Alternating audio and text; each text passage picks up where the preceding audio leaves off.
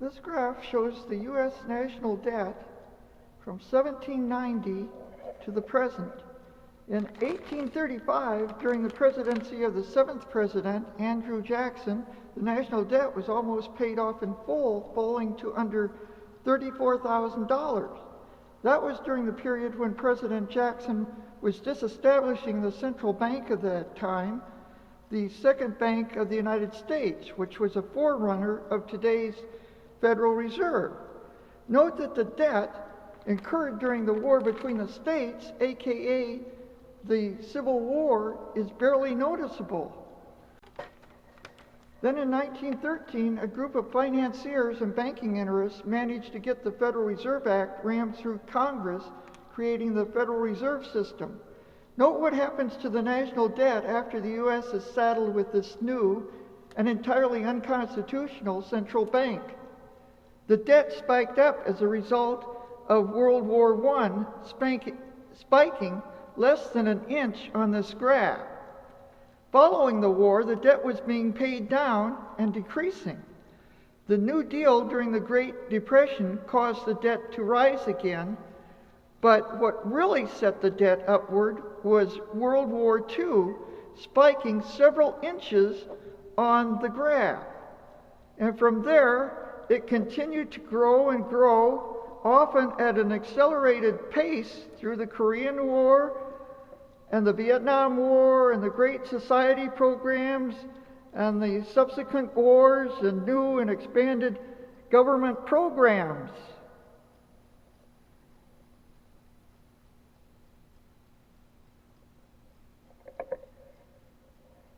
At the present time, the national debt stands at a little more than $16.5 trillion. The top of this graph over there represents $16.5 trillion. The length of this graph is 35 feet, and the debt is still growing. And just think, this entire pile of debt was all made possible by the Federal Reserve System. Without the central bank, the U.S. debt could never have reached these lofty heights. The Federal Reserve and its cronies in the U.S. government made all this possible. So how do we, the people, and our elected public servants deal with this monstrous and mushrooming national debt? It cannot continue to grow indefinitely because the interest on the debt would eventually crowd out all other government spending. And of course, long before that could happen, the entire debt-based system of finance would cease to function. So how do we deal with this national debt?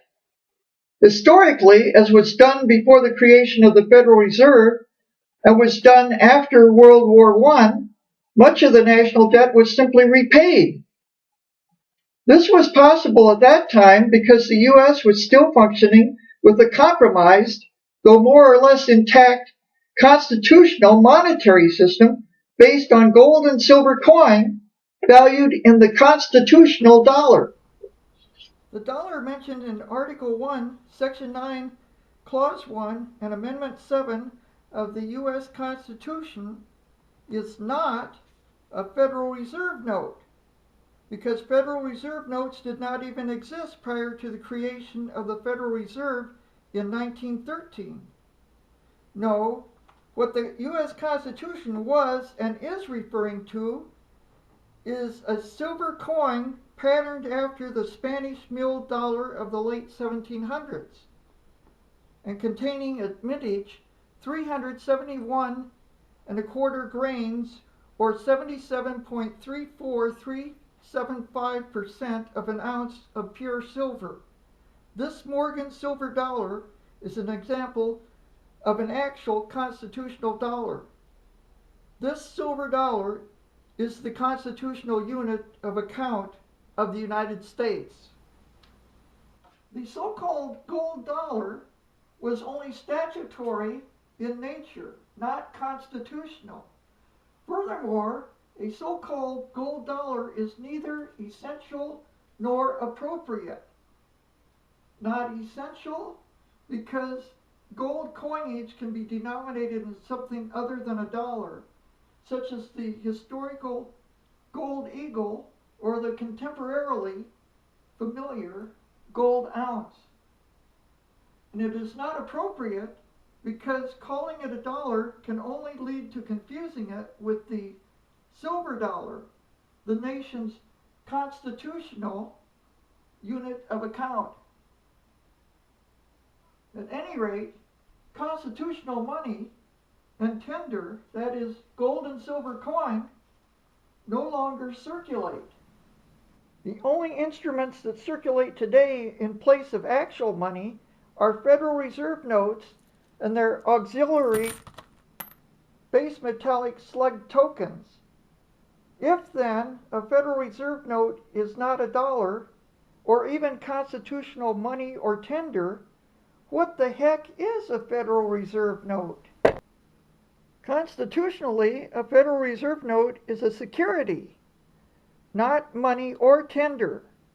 The Federal Reserve note originated as a promise to pay lawful money, that is, gold or silver coin valued in dollars. Although the Federal Reserve note's promise to pay now stands repudiated, it retains the form of a now repudiated promise to pay. Unlike constitutional gold and silver coin money, which was an evidence of wealth, the Federal Reserve note is an evidence of debt. Each and every Federal Reserve note has been borrowed into circulation. That is, the central bank's partners in crime holding positions in the U.S. government have delivered interest-bearing U.S. bonds to the central bank in exchange for the use of these fiat notes, or their digital electronic equivalents, created out of nothing by a quasi-public, though essentially private, central bank. U.S. taxpayers must pay interest on the bonds exchanged for each and every Federal Reserve note.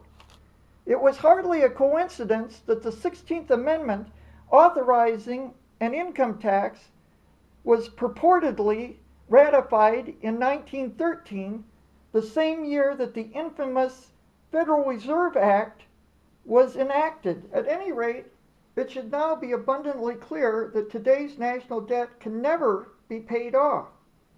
This is not simply because of the enormity of the debt.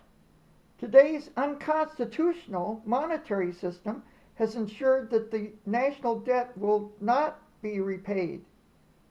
Today's monetary system was designed that way. It is impossible to repay the national debt because, as explained before, under the present system, only debt is being used as money. If there were no debt, there would be no money. It is all debt. It is also impossible to repay the national debt because under the present system, only the principal has been borrowed into circulation. In order to pay the interest on the debt, the interest must also be borrowed, and interest on the interest must be borrowed, and on and on and on. You see, the architects behind the Federal Reserve System and our nation's engineered national debt never intended for the debt to be repaid. After all, it cost them nothing. They created the debt and are still creating that debt out of nothing. They are really only interested in parasitically receiving the interest from the U.S. taxpayer in a never-ending stream. The whole purpose of the Federal Reserve and its engineered national debt has been and remains to keep we the people perpetually indebted and enslaved to the financiers and banking interests behind the scam, to enrich their tiny numbers at the expense of everyone else. The purpose was to rob what was once the wealthiest nation in the world. Now they want to get away with this biggest crime in history by erasing the last vestiges of our constitutional system of government and replacing it with their own totalitarian, corporativistic system of governance.